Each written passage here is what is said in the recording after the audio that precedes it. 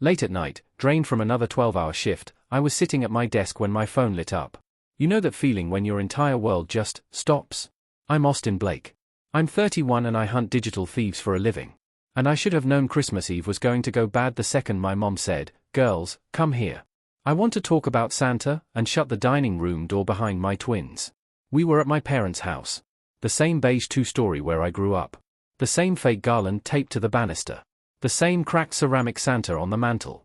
My brother Ryan's kids were in the living room, tearing through presents like it was a timed event. The adults were doing that fake laugh-whine thing we always did when my parents hosted. Leah and Noah, my kids, were still in their socks, 11 years old, cheeks pink from running around with their cousins. They'd written half-serious letters to Santa that year. They knew the truth, but they still liked the ritual. They still wanted to believe that some magic was left in this family, even if it was just pretend. I was in the kitchen refilling the potato dish when I heard my mom's voice carry through the half-closed door. "Look," she said loud enough that I could hear every word. "Santa's not real. And even if he was, he'd skip your house this year." My hand froze on the serving spoon. Leah's voice, small. "Why?" "Because your dad," my mom said, and I could hear that sharp smile in her tone, "doesn't care enough about this family to help when it matters. Your Uncle Ryan needs a real car for his kids. And your dad refused. Santa doesn't visit selfish people." The room went fuzzy around the edges. Someone walked behind me and bumped my shoulder. I didn't move. On the other side of the door, I heard Noah try to be brave. "Dad's not selfish," he said. "He works all the time." My mom snorted. "His little computer ad thing? Please. Your uncle works hard and still struggles. Your dad is doing so well and wouldn't even help buy one car so everyone could ride together? That's not what good sons do. That's not what good fathers do either." There was a pause. I could picture it perfectly, Leah's eyes going glassy. Noah's hands twisting the hem of his sweater. "So no," my mom finished. "There's no Santa. And if there was, he'd be ashamed to land on your roof this year." My hands were shaking so hard I had to put the dish down before I dropped it. My throat felt tight, like I'd swallowed a fist. I stepped toward the dining room, ready to tear that door open, but I stopped just shy of the frame. Leah and Noah walked out first. They weren't crying. That somehow made it worse. Their faces were blank, polite, that look kids get when they're trying very hard to not embarrass anyone, especially their grandparents. "Everything okay?" I asked, my voice cracking more than I wanted. Leah forced a tiny smile and shrugged. Noah didn't answer at all. He just took his sister's hand and steered her toward the living room. Behind them, my mom appeared like nothing had happened. She brushed invisible crumbs off her Christmas sweater and said, "Did you put the potatoes in the oven yet? Samuel, they're getting cold." I looked at her, at the woman who had just told my kid Santa would skip them because I hadn't bought my brother a luxury SUV. I didn't say a word. "Not yet. I'm Samuel, 38 years old.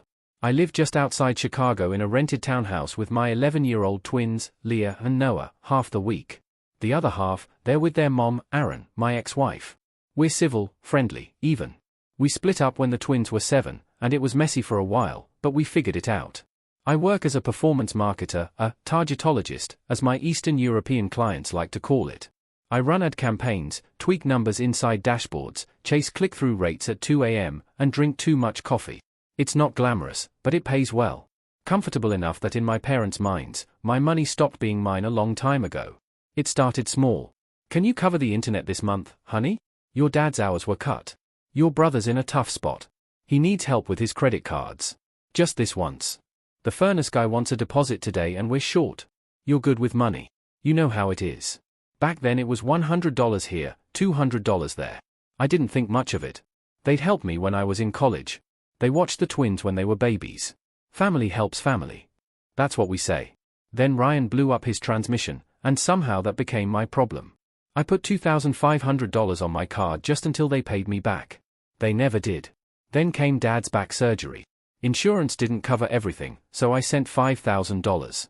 When my freelance took off, I set up an automatic transfer so they wouldn't have to ask, $1,200 on the first of every month straight into my parents' joint account.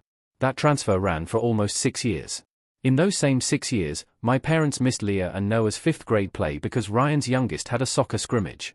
They forgot Leah's birthday once. Not the day, the gift. They wrapped a candle they got free with a coupon and called it simple and meaningful, while Ryan's kids opened drones and tablets. Christmas photos on their mantle? Ryan's family in matching pajamas. Mom and Dad in the middle. Then a framed collage from a family beach trip I paid for but wasn't invited to because it was just easier with one set of kids. My kids' school pictures were on the side of the fridge, stuck under a magnet that said, "World's Best Grandma." Like a joke. Every time something stung, I swallowed it. I told myself they were old-fashioned, that kids don't need equal gifts to feel loved, that my parents were doing the best they could with what they understood. I wish I could say I held my boundaries. I didn't. When Ryan and his wife Melissa had their second baby, my parents called crying about how he couldn't keep driving that old sedan. They wanted a bigger car, something safe for the kids. When my mom said safe, she meant leather seats and a German logo.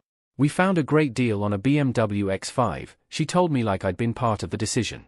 The payment is only $900 a month with a down payment. If you help with the down payment and maybe the first few months, I laughed because I thought she was joking. She wasn't. It's not my job to buy Ryan a luxury car, I said. He has a job. Melissa works. You guys have a car. They can get something used. My mom went quiet in that way she does when she's storing anger for later. I just thought, she said slowly. With how well you're doing, you'd want your nieces to be safe. We're not asking you to buy it. Just help. You know how generous Santa is to people who give. I should have heard the threat in that. That conversation happened 3 days before Christmas Eve. The same afternoon, I opened my laptop during my lunch break and clicked Accept Offer on an email that had been sitting in my inbox for a week. Senior Performance Marketing Manager, Stockholm, Sweden. Relocation support included. School search assistance for dependents. Salary high enough that my brain buzzed when I saw the numbers.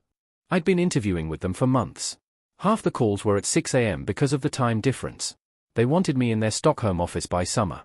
I'd been stalling on accepting because of one thing, my parents. How will they cope without you nearby? Aaron had asked gently when I told her about the offer. She wasn't talking about missing me at Sunday dinner. She meant the bills, the crisis, the late-night calls. That afternoon, alone in my townhouse kitchen, I hit accept anyway. I didn't tell my parents. Not that day. Not after the BMW conversation. I thought I'd wait until after the holidays. Then my mom decided to make Santa her weapon. After Mom's little "Santa would skip your house" speech, Christmas Eve blurred into a weird, slow-motion loop. Ryan's girls shrieked over matching iPads. My dad toasted to family and to Ryan, who always steps up when we need him. Melissa kissed my mom's cheek. My mom pretended not to watch my face when she handed Leah and Noah their gifts, socks, and a shared board game for both of you. Leah and Noah said, "Thank you," because that's the kind of kids they are. At one point, I caught Ryan watching me with this smug, sideways smile. He'd heard what Mom said. They all had. No one had stopped her. "Hey, man," he clapped me on the shoulder later by the drinks table. "Don't take Mom so seriously. You know how she is around Christmas. Emotional. She just told my kids Santa would skip them because I didn't buy you a car," I said. He shrugged. "Well, you didn't." I stared at him. "You're 34, Ryan," I said. "You and Melissa both work. You chose the BMW. "Yeah," he shot back, his voice quiet, "because we thought we had family. Mom said you were going to help. You've got that big tech money now. Or is all that, Target whatever, not paying as much as you pretend? Targetologist. Performance marketer. Online ads guy. Whatever." I felt my jaw clench. "My money," I said, "is for my kids." He snorted. "Apparently not for Santa." I walked away before I did something I'd regret. We stayed long enough for dessert. Leah picked at her slice of store-bought cheesecake. Noah sat on the floor building a Lego set he brought from home because, he'd told me, in the car on the way there, Grandma doesn't really get what I like. On the drive back, snowflakes hit the windshield in lazy lines. The twins were quiet in the back seat. Halfway home, Leah spoke up without looking up from her hands. "Dad." "Yeah, bug. Did we do something wrong for Santa?" My grip on the steering wheel tightened. "No," I said, "maybe too fast. You didn't do anything wrong." Noah cleared his throat. "Grandma said Santa skips selfish houses." "She was wrong," I said. "And she shouldn't have said that. That's on her, not you." Silence again. Then Noah asked the question I'd been trying not to think about. "Is Grandma mad at you because of Uncle Ryan's car?" I swallowed. "Yes," I said finally. "She is." "Oh," he said after a moment. "Are you still buying presents for them next year?" I stared at the traffic light ahead, blinking red, reflected in the ice on the road. "No," I said slowly. "I don't think I am." Back home, the twins went upstairs to change into their pajamas. I heard them whispering in Leah's room. That soft, serious kid whisper that means they're stitching the day into their memory. Deciding how much of it is their fault. I sat at the kitchen table with my laptop open and my hands flat on the wood. On the counter, my phone lit up with a new text from Mom. You really hurt Ryan tonight, you know. He's done so much for you over the years. All we asked for was help with a car. And you made a scene with your attitude. I just hope your kids don't grow up thinking money is more important than family. Money is more important than family. The same woman who had just used money to tell my kids they weren't worth Santa's time had typed that out with her whole chest. I scrolled back through our old messages. Screenshots of payment confirmations. Pics of their new roof. Thanks, honey. We'd be ruined without you. Their anniversary dinner I paid for. You're such a blessing, Samuel. The vacation house I booked for Ryan's first wedding. The dentist bill I covered when Dad cracked a tooth and refused to go to the cheap clinic. The list went on. Family apparently started and ended at my wallet. My email pinged in the background. I flipped tabs. The subject line glared at me. Welcome to Nordline. Offer acceptance received.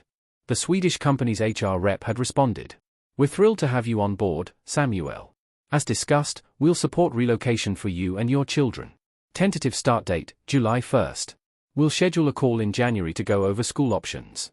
I stared at those words for a long time. Me, Leah, Noah, in Stockholm, in a new apartment in a country where my parents would be an 8-hour time difference and a very expensive plane ticket away. I thought about Mom bending down to my kids' faces, telling them Santa would skip them. I thought about Ryan's smirk, about how quickly he'd accepted that my earnings were his future car payment. I thought about every automatic transfer, every just this once, every time I told myself they'd start treating my kids better once their finances were stable. They were never going to treat my kids better. Not as long as I kept paying them to stay the same. That was the moment something inside me snapped. Not loudly, not dramatically, more like a quiet click, a lock sliding into place. I stood up, went to the hallway, and pulled our suitcases out of the closet. I didn't tell the twins anything big that night. I told them to pack an overnight bag, just in case we wanted to stay at home instead of going back over tomorrow. I framed it like a choice. Kids need choices when everything else feels shaky. Leah picked her favorite hoodie and the stuffed fox she still pretended she didn't sleep with. Noah packed his Nintendo Switch and 3 mismatched socks. They fell asleep in my bed, one on each side like they used to when they were little and thunderstorms scared them. I sat at the kitchen table again, laptop open, bank app glowing. For 6 years, my parents' names had their own line in my budget spreadsheet. Mortgage help, $1,200 auto. Utilities, parents, $180 auto. Car, Ryan, $450 auto. It looked so normal in the list. Mortgages, groceries, daycare, savings, parents. I clicked the first auto transfer. A confirmation box popped up. Stop this recurring payment? My finger hovered over the mouse for maybe 2 seconds. Yes. 1 click. Done. Second transfer. Yes. Third. Yes. I took a picture of the confirmation screen, not because I needed proof, but because part of me didn't believe I'd actually done it. Then I opened the family emergency fund savings account I'd set up 3 years earlier. It had started as a good idea, one shared account in case something big happened. House fire, surgery, whatever. I'd put in $500 a month. My parents had promised to add what they could. They never added a dime. The balance sat at just over $24,000. Most of my down payments. My overtime. My campaigns run on weekends so my kids could have Christmas and my parents could have a roof. I transferred the full amount into my own high-yield savings account labeled Sweden Kids. My chest loosened a little. It didn't feel like revenge. It felt like putting money back where it should have been the entire time. Next, I opened my cell carrier's portal. My parents were on my family plan. So were Ryan and Melissa. It had made sense when I added them. Bundle price, better data, everyone happy. They never paid their share on time. I always covered it because it's just a phone bill. For lines under my name, I removed all but 3. Mine, Leah's, and Noah's. A small warning popped up about early termination fees. I accepted.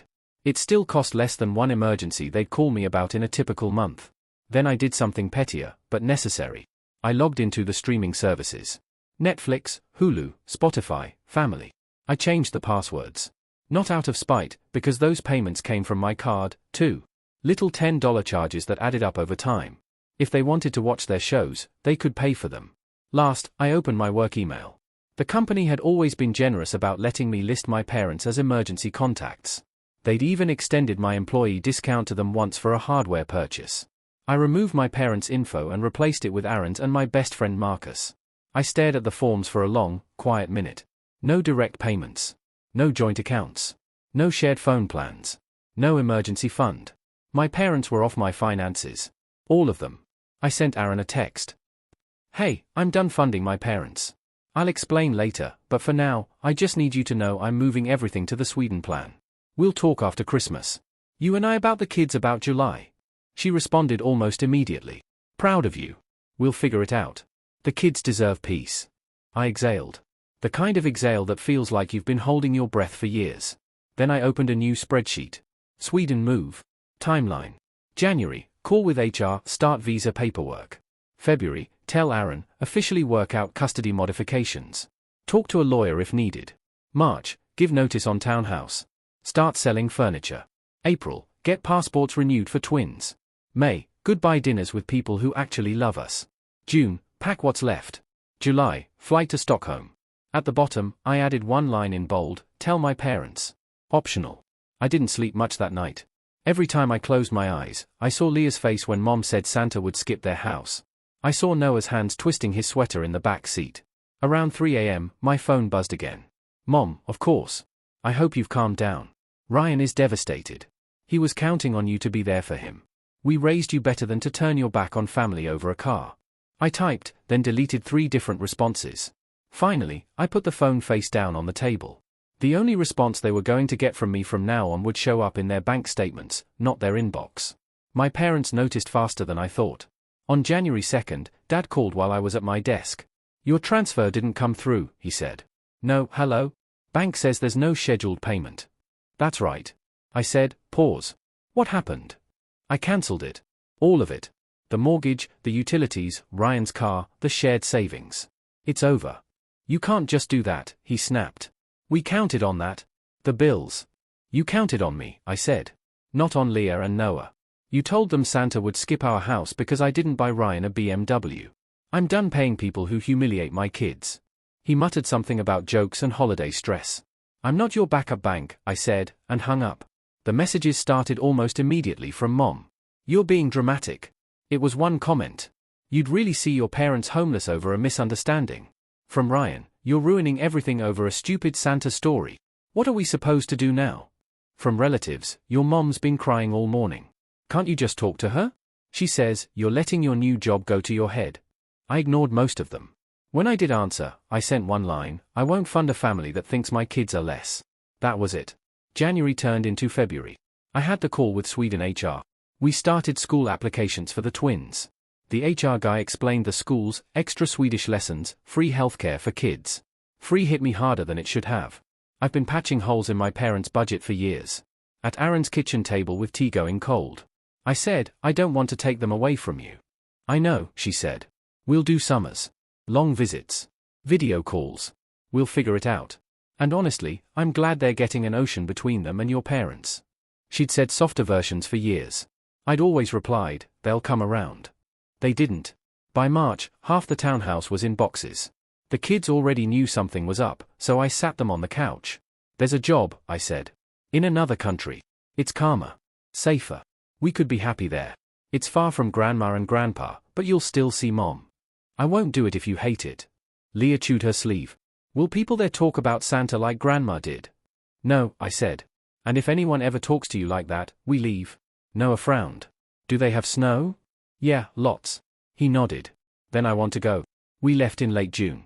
Aaron cried at the airport, hugged the kids like she could store them in her arms. My parents weren't there. Mom had texted the night before that they weren't going to enable this ridiculous decision. I let it sit unread. Stockholm felt like a clean page.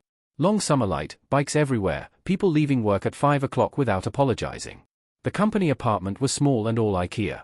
Dad, you moved us into the catalogue. Noah said, dropping onto the couch. Could be worse, I told him. We built a new rhythm. School. My office. Video calls with Aaron. Weekend parks and ferries. My parents sent a few long emails from Mom. This isn't you. I'd never been this cold. Ryan was drowning. The house might be in danger. All of it, she wrote, could have been avoided if you just bought the car and stopped letting anger control you. From Dad, you'll come back eventually. Don't expect things to be the same. We won't be waiting with open arms after this betrayal. I read them, dropped them in a folder called Evidence, and moved on. 6 months later in November, my phone buzzed with a US number as I left the office. Sam, my Aunt Carol said. Hey, so your mother discovered Google, she said. I exhaled. Of course she did. She was at church telling people you were just doing some online thing and you'd be back soon. Then she typed your name in. She found the company press release, your photo, the line about you leading the team in Stockholm. I leaned against the wall. And she melted down. Carol said you abandoned them, that money changed you, that you kidnapped the kids. Then she said you were never really family anyway, not like Ryan. There it was. Some people think you're awful, Carol added. Some think you're brave. I just know your kids look happier in those photos than they ever did at your parents' house. My eyes stung. Thanks for telling me. That night, Mom emailed. Subject, we saw what you've done. She wrote that I'd really moved, really taken their grandchildren. All because I couldn't handle a simple conversation about family. Everyone had seen my big job. When the money dried up, she said, I shouldn't expect them to be there. You walked away. Remember that? For the first time, I replied. I reminded her she'd told my 11-year-old Santa would skip our house because I didn't buy Ryan a luxury car, that she'd used my kids to punish me for a boundary. I wrote, I didn't walk away from family. I walked away from people who see my bank account before they see my kids. The kids are happy and safe here. You are off my accounts for good. If you ever want a relationship with Leah and Noah, it starts with an apology to them, not excuses to me. Until then, do not contact us. I hit send. No reply came. Christmas in Sweden arrived fast. Short grey days. Paper stars in every window. We bought a small fake tree and decorated it with paper hearts from school and a wooden Dala horse. On Christmas Eve, I set the table for 3 and out of habit put a 4th plate down. Who's that for? Noah asked. Grandma and Grandpa? Leah whispered. I looked at the empty plate. It's just a reminder, I said, of people who could be here but chose not to be kind. We ate meatballs and mashed potatoes, drank cheap sparkling apple juice, and played a board game until we were all laughing. After presents, the twins went to call Aaron. Leah came back a minute later with a folded paper. I made you something, she said. It was a drawing of our building, the 3 of us on a little balcony in winter hats, a crooked sleigh above. Across the top, she'd written, Santa goes where the good dads are. My throat closed. I love it. Can I put it on the fridge? Yeah, she smiled. So you don't forget. Later, after they fell asleep, I opened my banking app. The parents category was gone. Sweden kids sat there instead. For years, I told myself I was buying my kids a family. I wasn't. Now, the money was buying boots, language lessons, therapy sessions to untangle my mother's words. I checked on the twins one last time, then walked back through the quiet living room. The extra plate still sat on the table, untouched. I didn't feel angry, just sure. My kids would never again wonder if Santa or anyone else was skipping them because I wouldn't buy a grown man a luxury car. They knew now. Santa goes where the good dads are. And this time, that was enough. What do you think? Did I go too far, or did I do what was necessary to protect my children and my peace? Have you ever had to draw a line in the sand with family? Tell me your story in the comments below. I'd love to hear from you.